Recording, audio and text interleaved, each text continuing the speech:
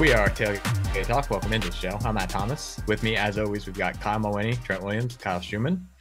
Coming to you after a disappointing. No, wait, sorry. We're not talking about the Phillies. We're talking about Penn State. They won 45-14. So What a cheap shot. Yeah, What no, a cheap shot. Hey, you guys should be proud. The only city to lose two major sport championships on the same day. Although, Or we can be proud because I didn't think we were going to make the playoffs, and we won the NL and we made the World Series. So and we still got the birds. Still got the birds. yeah, the first round divisional loss is gonna hurt so much more. But no, we got good news. Penn State won by 31 points. So, any initial reactions we got going into this game? Sort of went how I thought. A lot of the stuff I think we discussed in our preview episode sort of did come true. That's always a good sign, especially being that we were pretty optimistic, and got a lot of young guys in, which was I think the biggest thing that we all wanted to see, and I couldn't ask for much more from us. I think we all I mean, Matt, you said the most about Indiana and how we always struggle out in Indiana for some reason, but that was just a clean, old-fashioned ass kick from start to finish, all four quarters, all facets of the game. So, yeah, it started off a little shaky. I mean, so I don't know. To me, like we scored 45 points, but it didn't feel like it was a pretty game. Still kind of came away from it. It was like, I don't know. And then you look at the scoreboard and it's like, oh, yeah, we won by 31 points. So I guess it was all right. So, yeah, I mean, I think kind of what Trent was saying too. I feel like Franklin was watching the podcast because I know I mentioned the running game needed to be balanced, and I think Matt, you even said it too. So the running game was definitely there. Yeah, I mean, I don't know. It's hard to define pretty. Like there was at no point in that game did I feel like there was ever a chance that we were going to lose. Honestly, no, probably not. But no, it's still good. It's good to get a win like that, especially, we could start here too when we're talking about it. The conditions in that like 5-state area in the Midwest was terrible on Saturday. I mean, you saw it against Ohio State and Northwestern. You saw it Illinois, Michigan State, Purdue, Iowa, Wisconsin, Maryland. Like it was just nasty. I was checking the forecast as we were going through the game. In the first half, it was like 20-mile-an-hour sustained gusts or 40-mile-an-hour gusts. It was bad. So talent wise, we had the advantage, but you had to go out and do it. It was a one-dimensional game. You had to establish a run. You had to do all those things that we did. So, yeah, I mean, our offensive line at the very beginning, there was a few stunts, and I was like, "Oh no, we're in for a long day." But you know what? They turned it around, and for a Band-Aid put together offensive line, they really held their own. I mean, you couldn't ask for much more from what was put out there. Not only I thought that they were held together by duct tape and glue, but I felt like Indiana's offensive line was just giving up all these holes for our D line and linebackers to shoot through the gap and have all these tackles for loss. I feel like every single. Did I see 16 tackles for loss? It was nuts. Yeah. So that's insane. Let's dissect these one by one. Let's start with the offensive line because we were on offense first. So that was almost a disaster scenario. You had Olu and Landon Tangwell not travel. So you're already down 2 starters. Caden Wallace didn't start. So there, if you're looking from your opening day starting roster 3, and then Hunter Norzak goes down in the first play. So it's like, oh my God. You had true freshman Drew Shelton making his first start. You had JB Nelson coming in relief. Like you said, we gave up that sack on the first drive. Even after we scored the touchdown, it was kind of like in the first half. And then you didn't really notice it the rest of the game. So it's huge. And given that Olu is probably not going to be sticking around after this season, getting that experience is huge. I feel a lot. I mean, I get it. It was only Indiana, but I feel a lot better about that situation moving forward after that game. Yeah, and I think the takeaway all season long has been our young guys have like the optimism. Yeah, the optimism of like when these guys get in, they look good. Like they may not be ready to start quite yet, but you could see the talent there. And that's why I think like this season we've talked a lot about not many people expected us to be a 10-2 football team this year, but if we can be a 10-2 football team and get all these young guys like playing that like the way we are, I mean, there's a lot of optimism going into next season. Yeah, for sure. I mean, it just huge. It's the filter out line, especially in that situation. He was catching a lot of heat last year. He deserves credit this year because I mean that line hasn't been great all the time, but they've been a very big improvement from where they've been historically over the last couple of seasons. So big props to that. And then, like you said, Coco, the defensive line. Oh, I used the stat last week and now I forget. I think it was like they had 8 total sacks going into that game. They had 5 on Saturday. 9 tackles for loss, 16 total from the defense. Like it was just crazy. The fourth and 35. It's like Ober was our D coordinator. You get a sack, you get a sack, you get a tackle for a loss. Everyone eats. So it was just it seemed like it was that kind of day just watching our defense. Plus, forcing all those turnovers too. So yeah, it was crazy. So let's see, what do we have here? So Indiana really had that one drive in the first half where Tuttle got a few scrambles, which was like, okay, are we going to put a spy on him or whatnot? 75 yards on that drive. They had 71 total yards for the first half. 7 of their 8 drives, 10 yards or fewer. 3 of them went for negative yards. So like you really can't ask for much more than that. The defense was lights out, absolute lights out. So, yep, it's good. Yeah, it was really and, good. And that's what we expected, right? I mean, that's exactly what I said we had to do in the preview.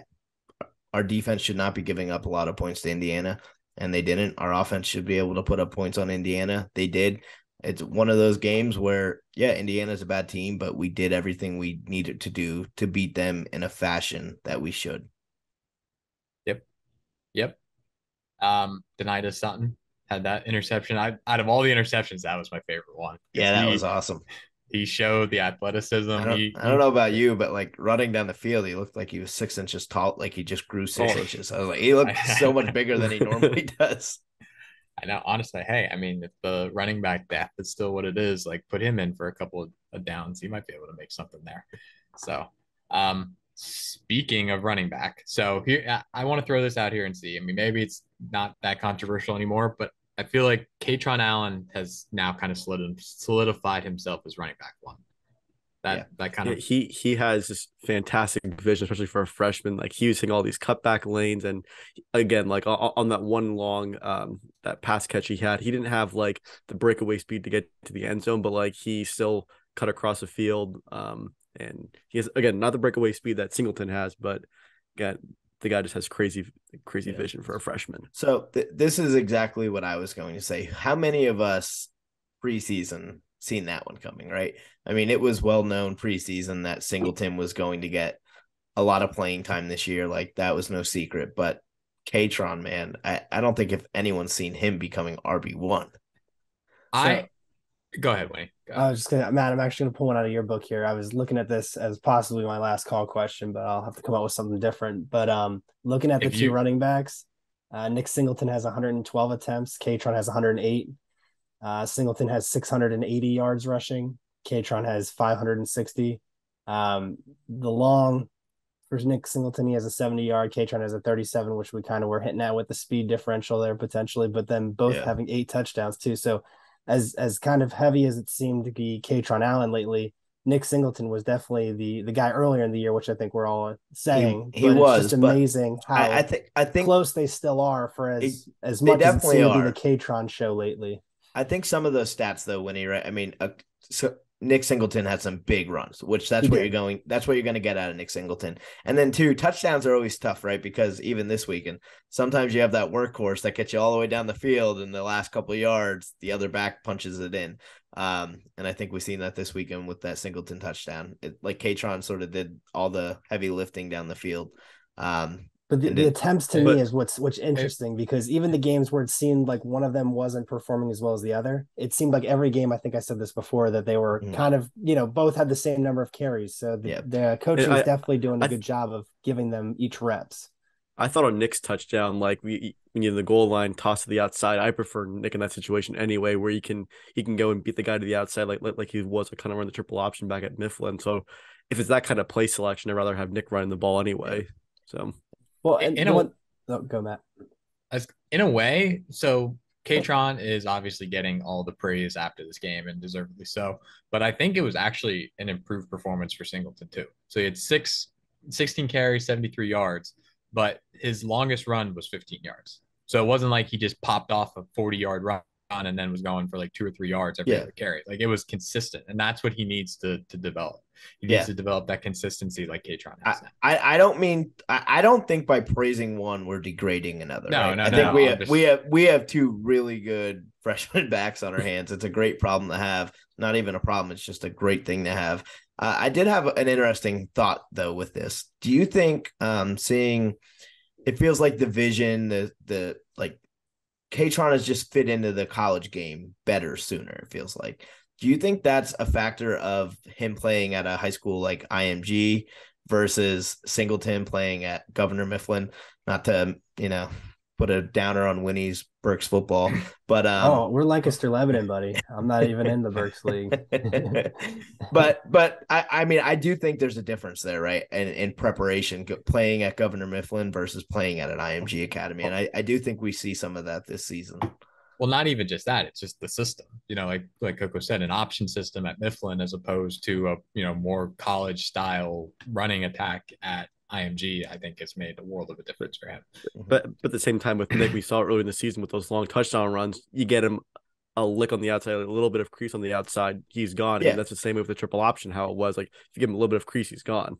And I think that's something like Matt was just saying, that developing his running game all around, I think will be very good for him, because like Kyle, you were saying you'd rather him run outside. I think we all would, but I think teams are keying on that, right? If you see Nick Singleton in there and you know that he runs the ball outside every time, what are you going to do? Take away the outside and force him inside.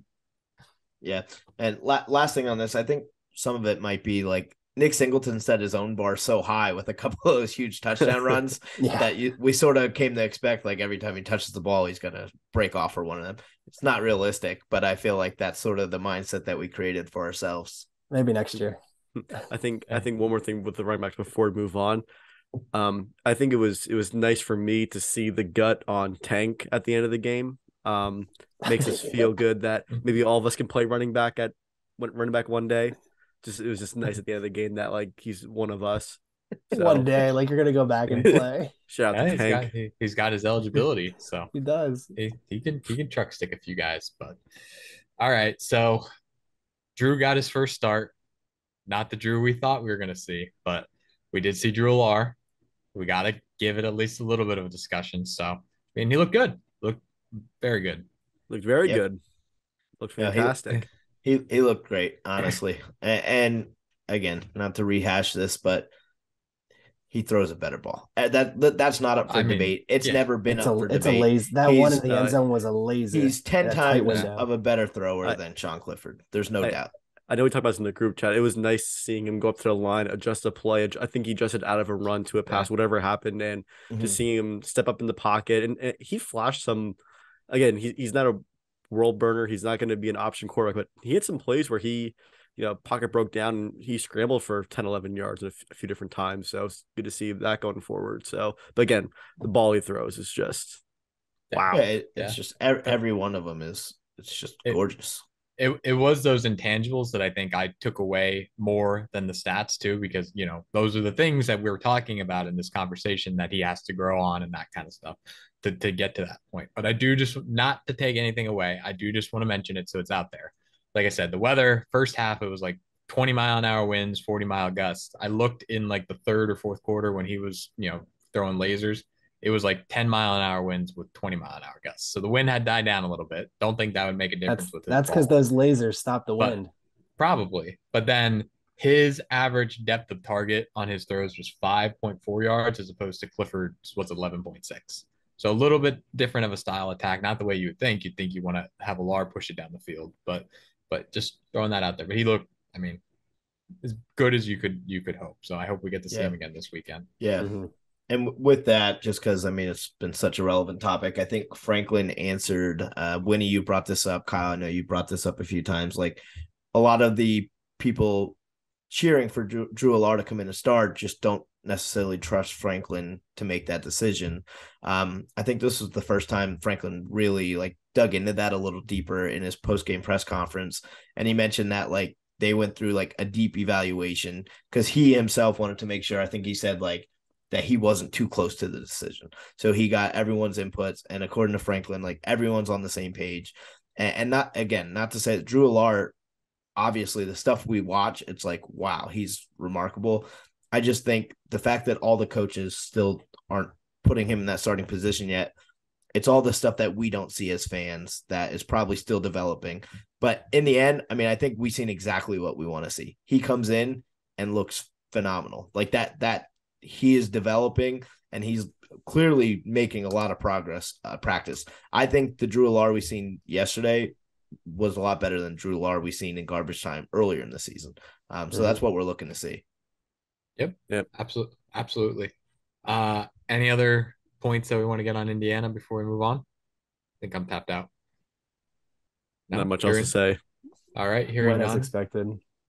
As we transition, just so everyone is aware, Penn State's up 22-19 over Winthrop with 9 minutes left in the first half. So go Shrews, go. Okay, let me pull up my Maryland notes so we can get this going.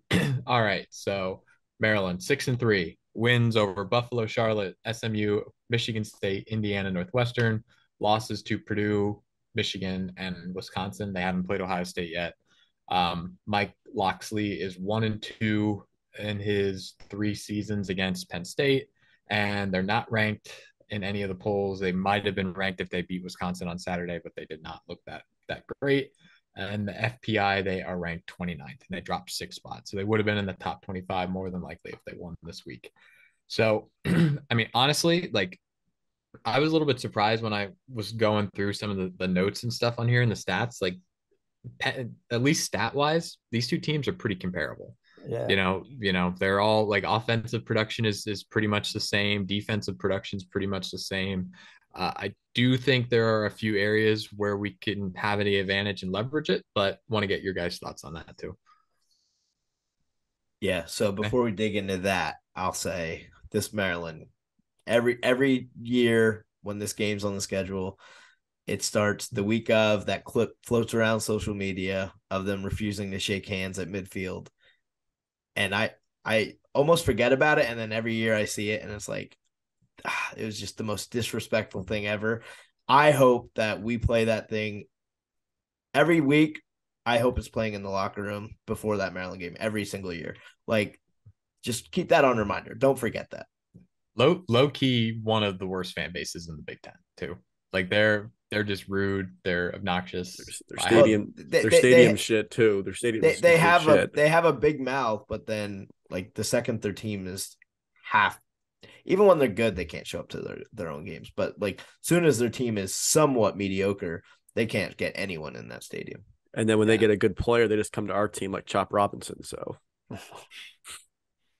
yeah, I mean, hey, if you want to do that pre-development work, that's fine. But yeah, and to your point, Trent, it feels like every single week too. This when we're leading up to this game, everyone talks themselves into this is going to be a game, and then it's not.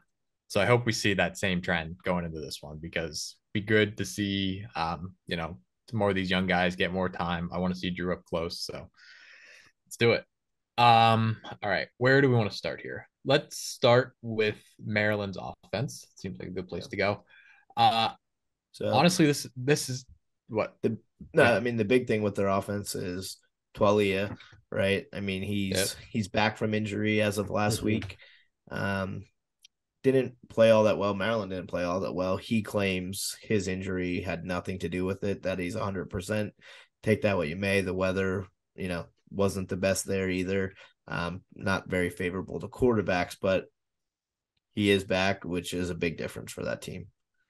Yeah. I mean, honestly, I didn't realize how his stats are pretty close to Sean's. Like they're just they're comparable. I think Sean just has two more touchdown passes than Talia. So yeah, 2,000 passing yards. I mean, honestly, like this is probably the second best passing attack we're going to see all year, other than Ohio State.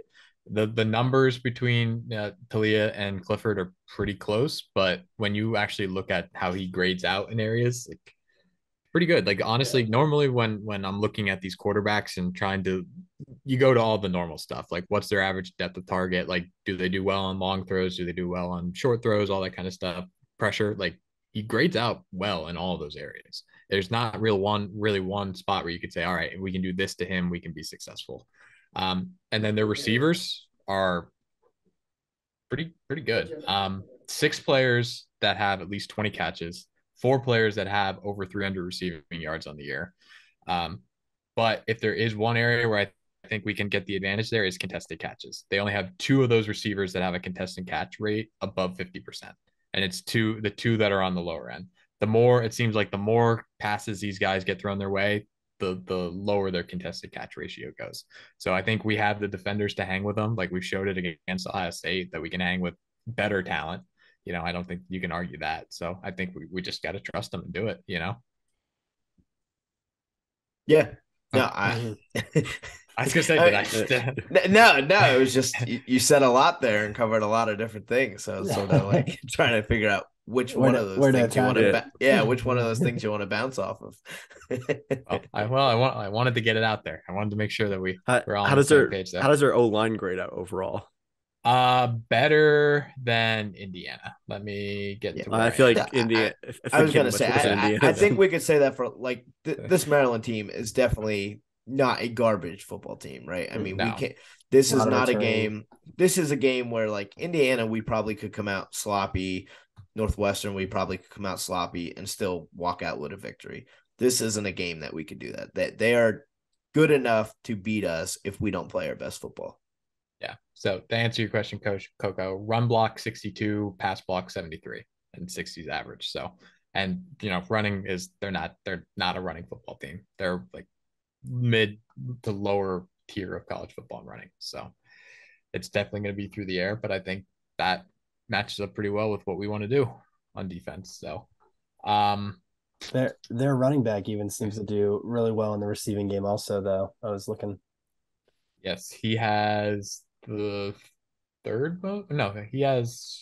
God, I have too many stats that I can't catch. The analytics. Yeah, 26 receptions, 239 yards. So yeah, he's one of those players they're up over 20 catches. So wow. Let's see. Do we want to switch over to our offensive side? Because I think again they do pretty much everything pretty well. Yeah. Yeah. Go ahead, Trent. Yeah, I think this is going to be another like a similar game plan to Indiana. I do think it's a game where we can have that balanced attack. I think we can run the ball on them. I think we could throw the ball on them. I think our receivers have really started to come along a little more, and it doesn't seem like there's just that one guy that has a big game. They seem to be playing a little more cohesive as a unit, where like spreading the love a little bit more. Some big catches, like some really great catches where, I feel like earlier in the season, our receivers were not the most dependable or one off, like one person would have a big game. But I think the past few weeks, they've been a lot better with that. So I think we need to continue with that, like building on that with our receivers, spreading that ball around to a few of them. Yeah. Need to get Brenton Strange back involved a little bit. I mean, after he kind of burst onto the scene at the end of September, beginning of October, he's kind of gone a little quiet. I mean, it's because we're spreading the ball around to everybody else, but he had that crazy catch though against Indiana. I don't know how he caught that ball. Yeah, it seems like I think it's after Michigan, he went a little quiet. Yeah, we're spreading the ball, but other guys have also stepped like Theo and Warren have both got a lot of playing time. Like it's not like Brenton Strange is in there and just not getting looks. I mean, we have 3 solid tight ends that get on the field a lot. It's the same problem we have at running back. It's just we have good tight end depth. It's just a good problem to have. Yeah, and he's been blocking well. So even if he's not, making production in the passing game, he's doing the running game. So we didn't mention the Theo drop though. Oh that was bad. Yeah, that was bad. We did not mention that. So the throw definitely held him up, I think, a little bit, but it should have been caught. It looked like he was indecisive on how he should catch it. Should he turn back or should he let it come over his shoulder? Yeah. Coco was probably ready to blame that on Clifford, put it right in the breadbasket, and just couldn't do it. But one other note on that. So one of the areas where Maryland struggles is their pass rush again. So I think if you're going to have a banged up offensive line, this is another game where hopefully it shouldn't hurt us too much. Good for whoever you got back there, quarterback, whether it's Clifford or Lar, like hopefully clean pocket, let it fly. So yeah, I guess we'll have to see what the weather's going to be looking like. I know they were calling for some rain. Now it looks like maybe not calling for rain, but there's still a chance of rain. So I think we just got to wait a little bit and see that clear up. It's gonna be pretty cold. And wind I was just looking at it like yeah, I didn't know what the weather was for this Saturday until just now. I'm like, oh, it's gonna be chilly. Yeah, gonna have to break out the Michelin Man suit. It's time. It's time. You didn't think you're gonna need it when it's 73 degrees today, but it's time. Matt's favorite thing to do when helping unpack the tailgate is just getting the little fireplace out so he can throw it on a while. I'm doing it for everybody. Everybody hey, wants Coco, I saw you sitting by there too. Don't act like it's off. It's a fantastic thing. Yeah, there we go. It took a little while last game because some idiot left out the propane all night and froze. We actually found out there's an issue with that propane tank, so it wasn't. It was the propane tank itself. We got a new one. Probably because you left it outside. Probably because you left it outside. Matt, it's a large and complex operation. Our tailgate.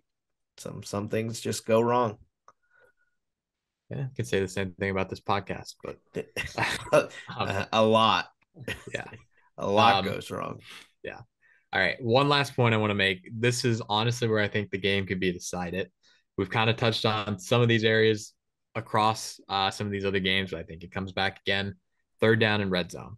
So when you're looking at third down, it's pretty much good on good, bad on bad. So Maryland comes in on offense 34th overall in conversion percentage.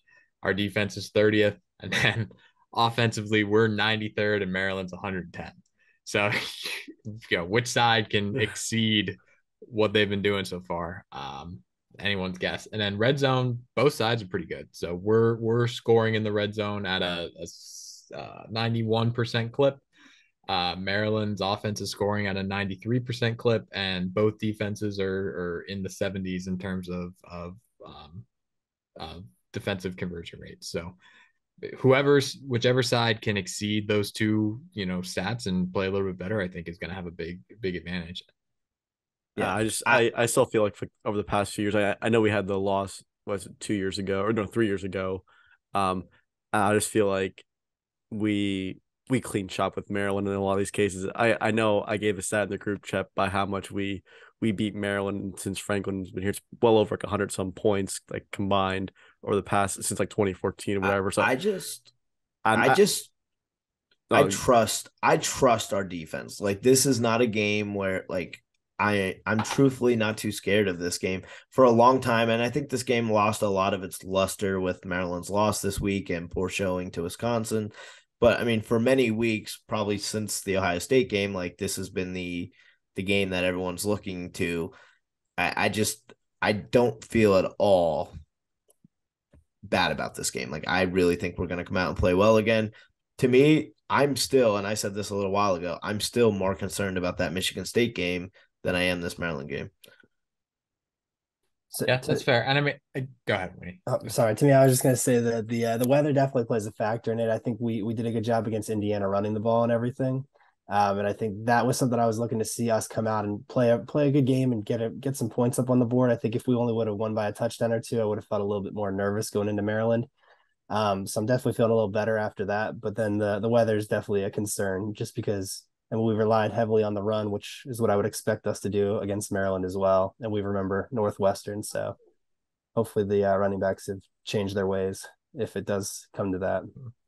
Well, if they fumble, we got Tank Coco ready to go in. But yeah, I think in a lot of ways Ohio State is built similar, or Maryland's built similar to Ohio State. But obviously the talent is not nearly as close. So I think matchup wise, it's the same kind of things. And, we've done it against Ohio State for 50 minutes. Like, just do it for an extra 10 minutes and then you should be fine. So. Yeah. No, I think that's fair to say, Matt. Like, when you say it is, I think they are built similar. It's just very different talent gaps. Yeah. And I mean, this is where our talent should wear them out, even if it's close at the beginning. By the time we get to the third or fourth quarter, just went out. Before we transition here, real quick, I also propose a question to you guys: is our talent as a team, sort of like from top to bottom, closer to Maryland or Ohio State right now? I think you have to say Ohio State. Like, we just played a really tight game against Ohio State. We beat Ohio State for 3 of the 4 quarters. As you mentioned, historically, we've played Ohio State very close, and we tend to really steamroll Maryland. I would think you have to say Ohio State. Because I was thinking like this few seasons prior to this one, I would have argued that we were closer to Maryland, and we think we're closer to Ohio State. But now after so far this season, I'm thinking that we're starting to creep into that Michigan Ohio State realm of recruiting talent, all that stuff. We're not there yet, but we're just short of it. So actually a good point. And I wanted to make this point, and it's a similar discussion. It's a good place to end it. So obviously there's been a lot of talk this week about Alabama after they lost. I think it goes to show, like, I'm not in any way comparing us to Alabama. Their success is unmatched, will never happen again. They've got the reigning Heisman Trophy winner. They've got program talent that is far and above where we are right now. But they still lost 2 games so far this year, despite all of that. Like, so I understand the frustration that everyone has about not being where we want to go. And like, I feel it too. But the level of success that we want to get to is so hard to get there, and it's even harder to sustain it. So like, you have to take that into consideration. Yeah. And Alabama is, like you said, Matt, the gold standard. And they do have 2 losses. And you could like, oh, they lost to Tennessee and LSU, 2 good teams. Like, we lost to 2 very good teams as well. Like, Alabama could theoretically have another loss or 2. Like, I mean, it's hard to do. It is very, very hard to do.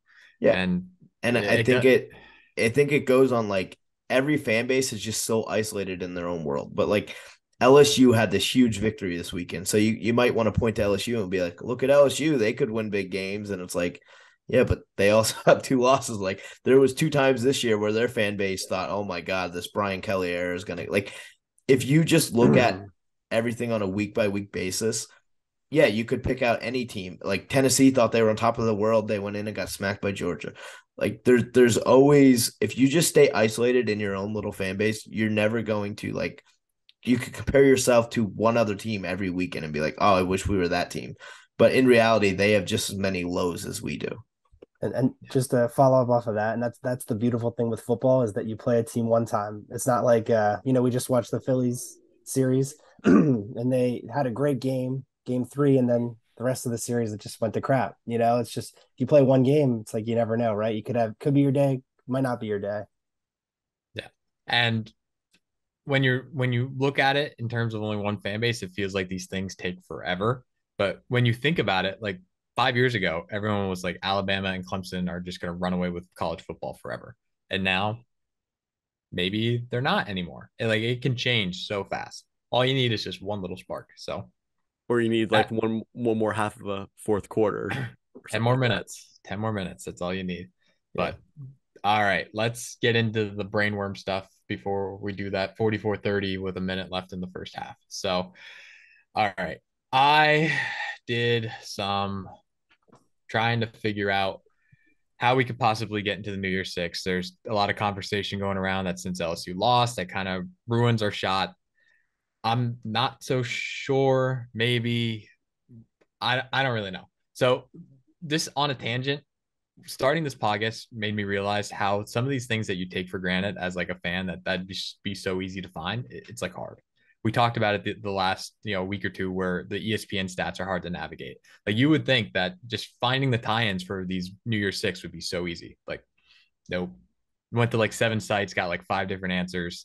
I thought I had it all figured out, and then Brett McMurphy of Action Sports put out his projections today, and it had like different tie-in scenarios than I was anticipating. So I'm going to go with mine because I think they're a little bit more restrictive and it's a narrower margin for error, but I wanted to talk it out here to see if there's anything that I weighted too much or didn't consider that maybe goes into play. So, all right. All right. I'm going to try to do this as concisely as possible. There's a lot going. I feel like that Charlie Day Always Sunny meme where it's like all these different dots because it's freaking crazy. So, all right. There are a couple of things that I think are must-haves despite any scenario that you could play out. The first is that TCU needs to lose. You can only have, I think, one Big 12 team in the New Year's Six, including the playoff. If TCU goes to the playoff, then the next highest ranked Big 12 team goes to the Sugar Bowl. Right now, that would be Texas at 23. We're recording this on Monday, by the way, so the new CFP rankings haven't come out.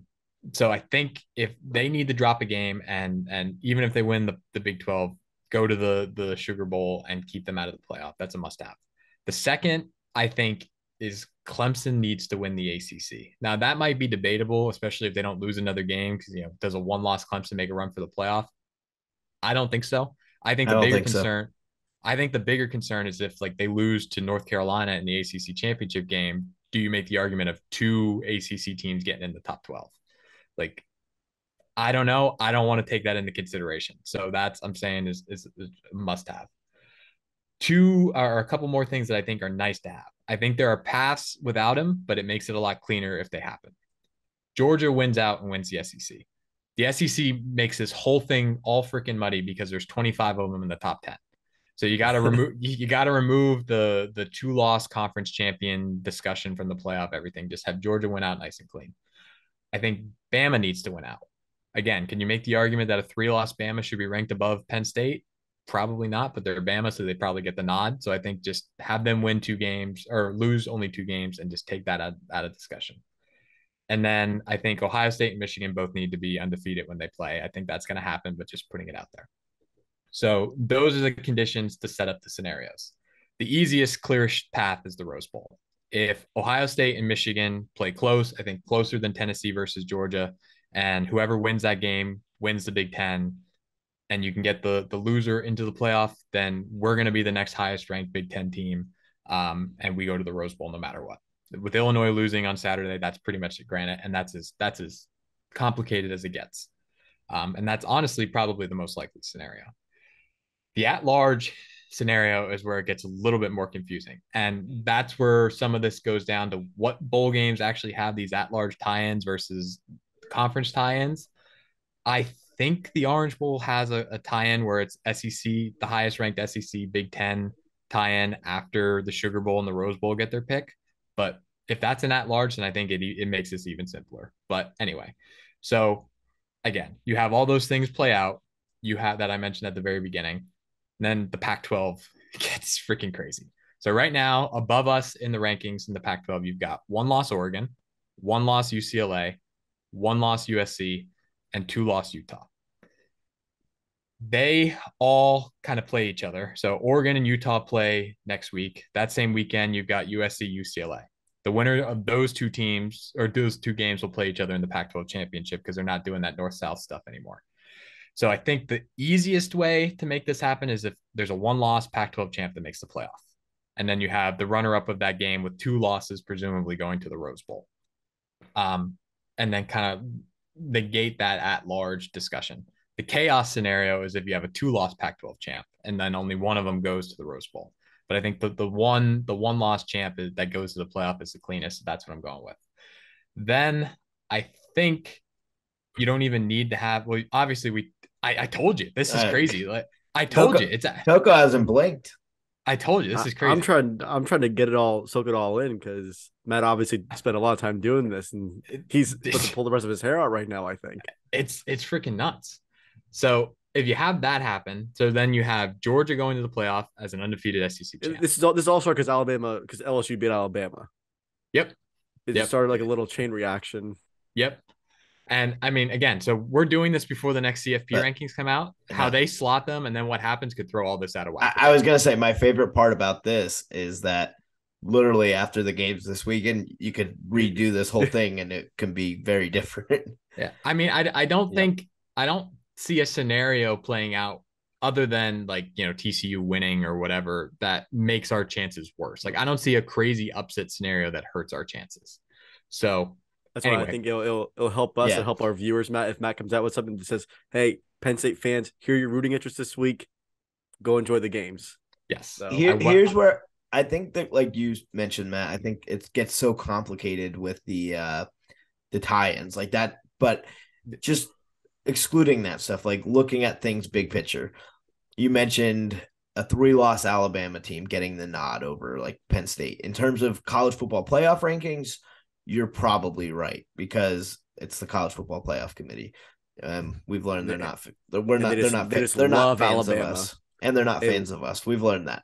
But now put yourself in the shoes of a bowl selection member, and it's like do you want a three-loss Alabama team, or honestly even a 2-loss Alabama team that's not making the playoffs in your bowl? Probably not, because one, it means nothing to them. They could care less about it.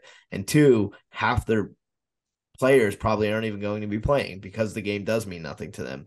Flip that with a team like Penn State, who is jumping to get in a New Year's Six bowl.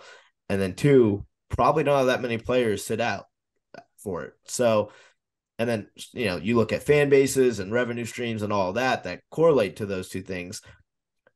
Again, that's very different though from where the College Football Playoff Committee would rank us. But that's the thing, because all of these tie-ins are based off of the rankings, which is what I was getting to. So you've got let me just finish the scenario walkthrough quickly. I'm almost done, I promise. So you have Georgia going in as an undefeated SEC champ, either Ohio State or Michigan going in as an undefeated Big Ten champ, a one-loss Pac-12 champ, and then I think honestly Tennessee. Just throw Tennessee in there. Then you have the loser, Ohio State, Michigan, going to the Rose Bowl, Pac-12 runner-up going to the Rose Bowl. Orange Bowl is the ACC champ Clemson versus probably one of the two higher ranked SEC teams. So I think the highest ranked SEC team goes to the Sugar Bowl. The next highest ranked SEC or Big Ten team goes to the Orange.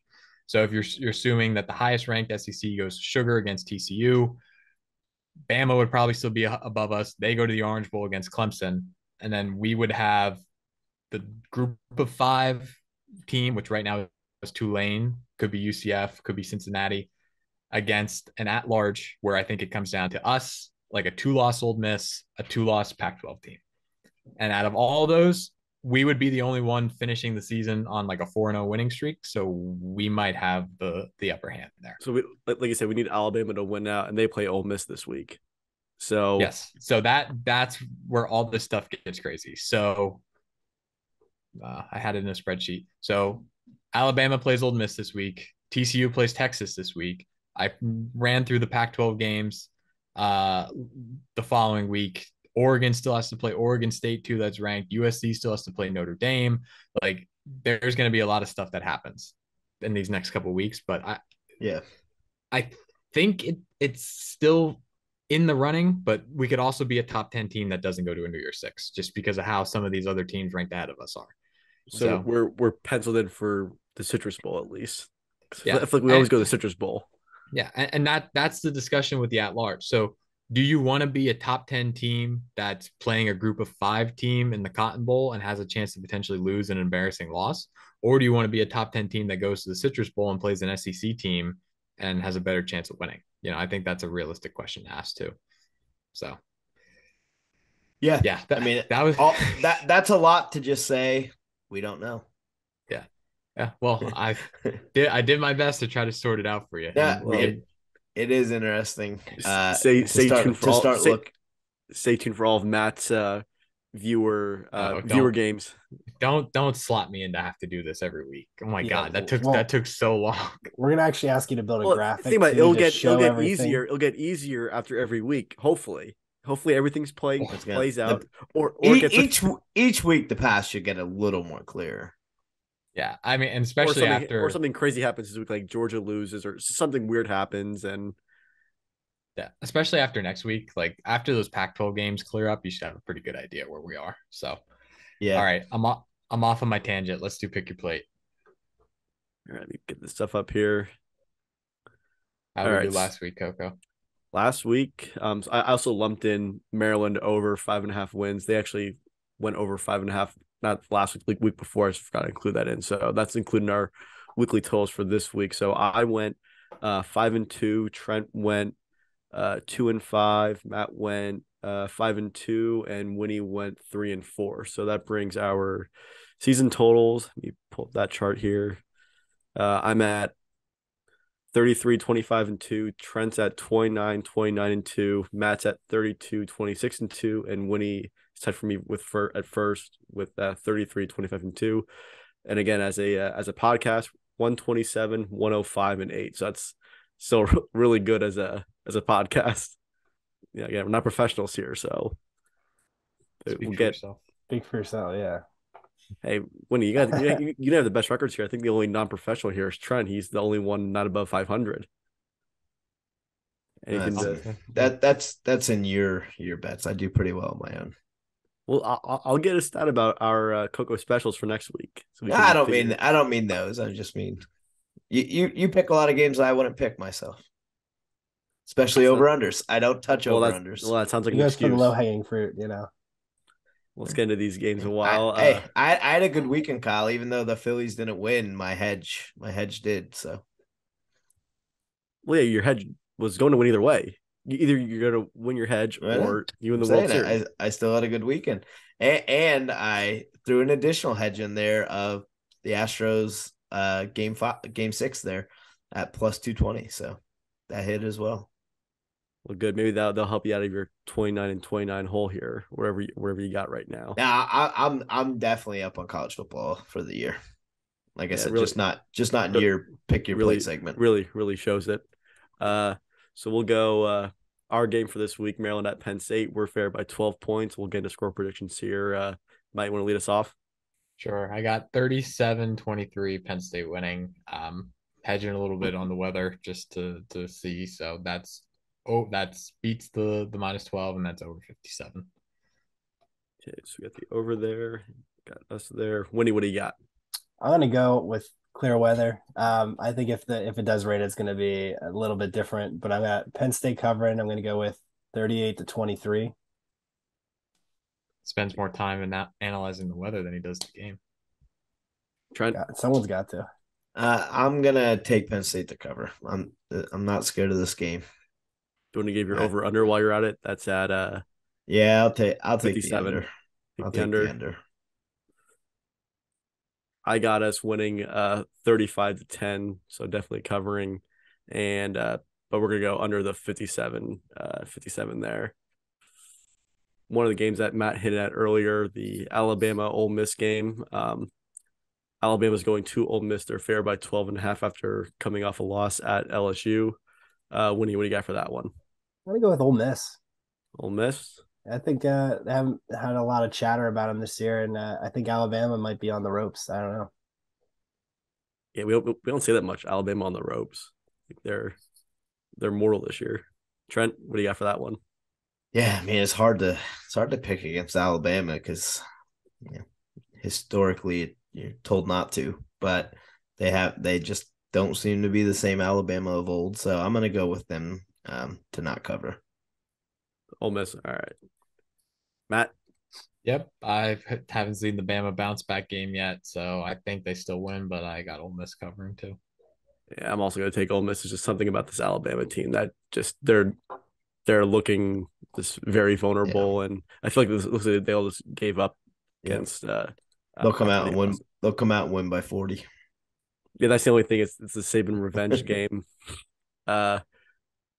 One team Matt hit at earlier was Tulane. They play UCF this week, and that over under is 51.5. I think UCF is favored a little bit in that game. It's almost like a pick 'em, I believe. So, what do we got for that one? Over under 51.5. I'm gonna take the over on that. Pretty sure Winnie just takes all overs. Matt? I'm going to go over 2. So both of these teams have gone over 51 in over-unders in all but 3 games this year. So I think it's pretty safe to say over. Now watch, they won't. But I'll ride with Matt on that because I did no research for that game. Trent? This way I can't lose. I'm going to take the over. All right. Good logic, I guess. TCU at Texas. Texas is fared 7.5. Trent, we got for that one. Texas, go with hook 'em horns. Winnie? I'm going to ride with TCU. TCU, which it's a chaos scenario we don't want to happen. We don't want TCU winning, Winnie. I know we don't, but I think they're going to get Texas. Matt? I think Texas wins, but I'm going to go with TCU with the points. They've played in a lot of close games this year. It's just been one of those teams that always finds a way to just kind of scrap it out. This time, I don't think they do. Yeah, I think like Matt said, I think TCU covers as well, but I think I want to see Texas win for our sake. So I hope Texas wins. So I'm taking TCU to cover, but Texas outright. Got got one Cocoa Book special here. Maryland team total yards, 300. I said that very poorly. Maryland over under 300 total yards against Penn State. Trent, what do you got for that one? Being that I'm taking the under score total, I do trust our defense here. I don't think they get it. I'll take the under. Matt, correct me if I'm wrong. I believe their total yards were like around like 350, 360 for the season, I believe.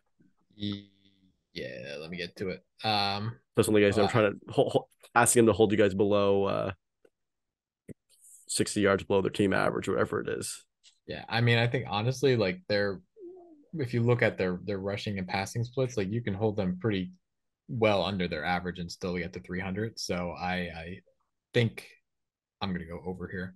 I think we can win handily, and they can still put up 300 yards. I think. So. See, why does Matt put the analysis in before I get my pick? Because you didn't have the information on hand. I just assumed my bookie here created a good line. I just said we'll hold them below 60 yards, 60 total yards below their average. I think it's pretty fair to pretty good line. You know what happens when you assume. I'm thinking with the weather not going to be the greatest, it looks like. I'm just making on that. So I think that we're going to hold them below 300 total yards. Winnie? I'm going with clear weather. I mean, clear weather, I think they get it. If it's raining, like you're saying, I don't think they do. So overs all around.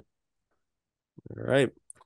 It's another episode of Pick Your Plate right there. So we'll get into last call here. Who wants to lead us off? I know you don't want to lead us off because you're still trying to come up with a question. So. I got a question. It's not a good question, but it's a question. Well, go ahead. We'll get you out of the way first.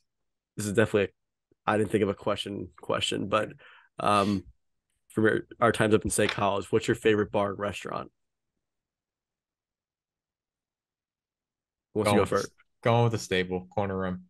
Corner room is Penn State. So, although if you put the creamery in there, that counts too. So, but Trent, some of my favorite food is probably Happy Valley Brewery, but favorite place to probably go and hang out and watch games and all would probably be P-Man's. I bet you Winnie's gonna say Canyon Pizza for this one. Well, that's the late night ride. Champs is the spot. Winnie just brings food from home, so he doesn't actually know. I might pack a lunch this week. I don't know. If it's gonna rain, it might be nice to have something. Well, yeah, I'm really surprised you didn't go with Canyon Pizza. That's been a Winnie staple for years. We did used to go on Fridays a lot. Jackson bought a whole pizza the other day. Probably for like $7. He did. He waited in line. Crazy. Gross. I'm gonna go for restaurant. I'm gonna say a tavern, but for a bar, I'll go with P-Man's or Champs. It's my favorite. But that was I didn't have a question prepared, so I'm gonna do a really easy one. So who wants to go next? Right, go. We're getting this under an hour. Let's go. All right. So my question is, I just want to hear Matt say this out loud, but we're approaching the end of the season here, and we had a very long, heated debate early on about would Matt or Kyle attend more football games this year. Is Kyle gonna be able to have a perfect home attendance record this year? We'll see. I mean, there's still 2 games left. No faith. Don't know you got to prove it. I mean, it's like Penn State's offense. I'm not going to believe it until I actually see it happen consistently. Yeah. Got the one game in hand, possibly going to the bowl game wherever we go, whether it's a New Year's Six bowl or a non-New Year's Six bowl. So, congrats, you'll still be behind me. So, well, and with this, we need to give a round of applause. Insert round of applause here to Kyle Mawhinney, our newest Penn State season ticket holder. Yep. Is that official? Finally. Official. It's official. Why didn't you come get tickets up by us? That way we don't have to deal with. I like standing with Kyle and his dad though. It's good time. You don't go through the seat selection process yet, Matt. Come on, you should know this. That's true. That's a good point. Yeah. Well, we'll convince you. We'll sway you. There's some seats up there. So. All right. Go ahead, season ticket holder. What do you got? No, please, after you. All right. So that's it. You didn't think of a question yet? Probably. I got one. I thought he was going to take mine earlier when he was going on the running backs, but so it was thrown around on the socials this week by the football comms and everyone that Singleton and Allen have now tied Noah Cain's freshman touchdown record with 8.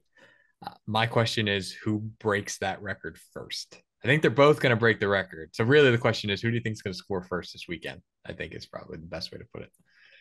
I think it's going to be K-Tron feed the hot hand. He's been the hot hand the past few weeks. So I could see it. I'm going to go Singleton. I feel like K-Tron is the hot hand, but I could see them getting down the goal line and throwing Singleton in for that edge speed to try to get to the corner.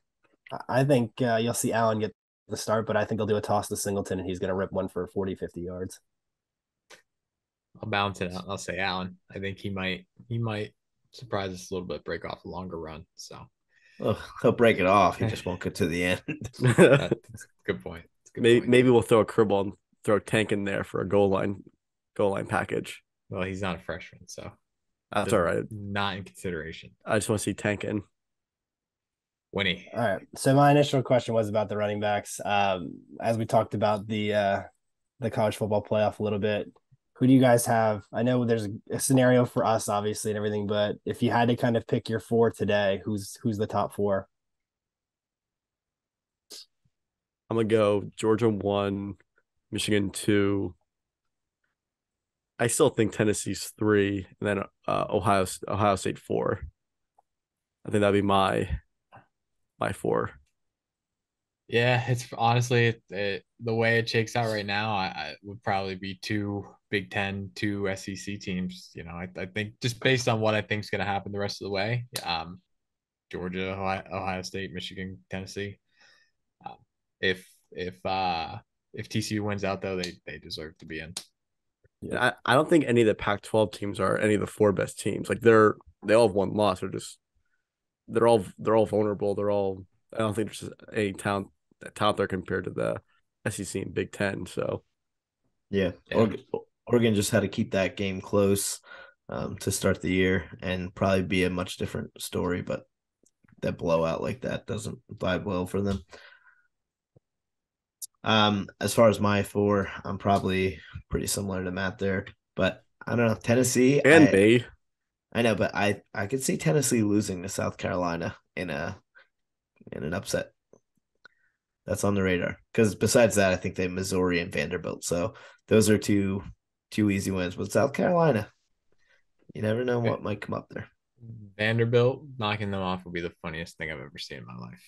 That won't happen. Yeah. And by the sounds of it, too, the other thing I was thinking too, it sounds like you guys all anticipate Michigan to beat Ohio. No, I think Ohio State's probably. You think Ohio's going to? I prefer to see Ohio State win. But I think the way that they both stay in the top 4 is within one score, though. I know, Matt, you were talking about it earlier. I don't know if we put like a definitive time on that or a definitive score on that. Yeah, I think one score gets them both in. If it's more than one score, I think one of them, whoever loses, is out. Yeah, and then you do see a 1-loss Pac-12 team get in, I think. Yeah, I think the Heisman race took a little bit of a interesting twist this weekend, with Stroud playing so poorly. I think he almost pretty much lost the Heisman chances this weekend.